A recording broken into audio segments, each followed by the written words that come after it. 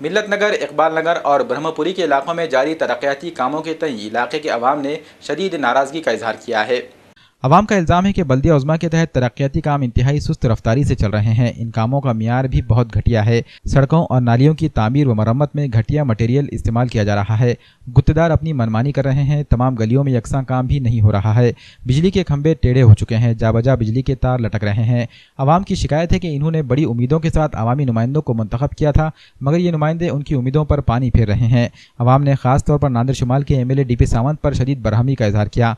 लोगों का इल्ज़ाम है कि ब्रह्मपुरी का इलाका DP सावंत के हल्का असम्बली में शामिल है। इसके बावजूद DP सावंत इन इलाकों पर कोई ध्यान नहीं देते हैं। अवाम ने DP सावंत पर तरक्याती कामों को लेकर इम्तियाजी सुलूक और जानिबदारी का इल्ज़ाम भी लगाया। ये प्रभाग क्रमांक 11 की ऐसी हालत 10 से 15 साल से ऐसी हालत है, मगर यहाँ की आवाम ने सोचा कि भाई वो कांग्रेस को वोट देंगे और अशोक चौहान को वोट देंगे तो कुछ अपने प्रभाग के अंदर बदलूँगा, रोड नाली सड़क बनेंगी, बिजली जैसी बड़ी समस्या को अपने इसमें हल होगा, मगर ऐसे कोई हल तो नहीं निकला है।